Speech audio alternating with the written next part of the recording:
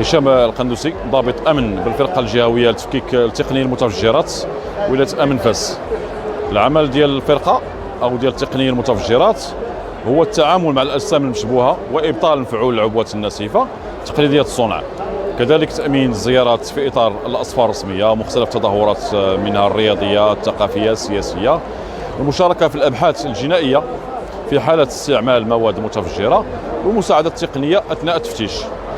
بالنسبه للمعدات اللي كتشوفوا الان من خلال النسخه الرابعه ديال نظمتها المديريه العامه للامن الوطني بمدينه فاس، كاين احدث التجهيزات اللوجستيكيه والتقنيه اللي كتساعد التقنيه المتفجرات على العمل بجديه وفي امان. شكرا. واش الطالب او المتكون اللي كيتكون في هذه التقنيه ديال الطالب في المتفجرات واش كتستغرق واحد المده طويله او مده وجيزه؟ واش التكوين تيكون ولا خارج التكوين ديال التقنيه المتفجرات كيمر على مراحل. كيكون هو انتقاء ديال اجود العناصر من ناحيه السلامه الذهنيه والبدنيه، دراسات علميه من يعني فيزياء او الكيمياء، اتصال يعني كنقولوا الريزو او المجال الانفورماتيك. وبالنسبه للتدريب كتكون يعني دورات تكوينيه مستمره. بالنسبه للتدريب عندنا ما كينقطعش، كاين تدريب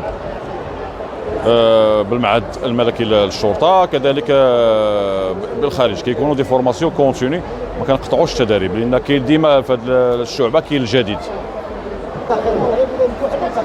كذلك بالنسبه للتكوين تكوننا في المعهد الملكي للشرطه اللي كاين خبراء واطور اكفاء يعني في هذا المجال اللي قاموا بالتكوين ديالنا على احسن مستوى، وكاين تبادل الخبرات مع دول اجنبيه كذلك في هذا الميدان.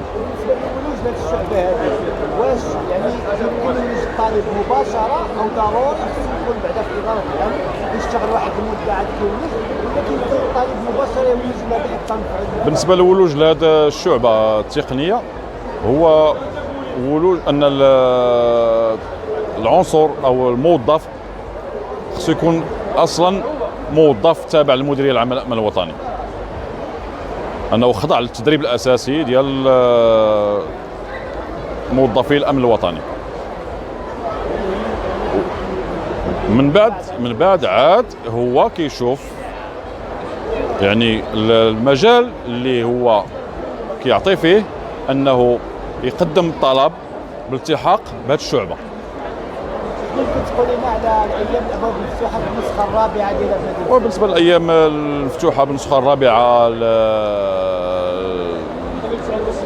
يعني نسخه يمكن نقولوا كجسر تواصل ما بين المواطن والمديريه العامه للامن الوطني، يعني بالتعريف بمختلف الشعاب، مختلف التخصصات، يعني للاطلاع عن كتب وعلى ما هو جديد.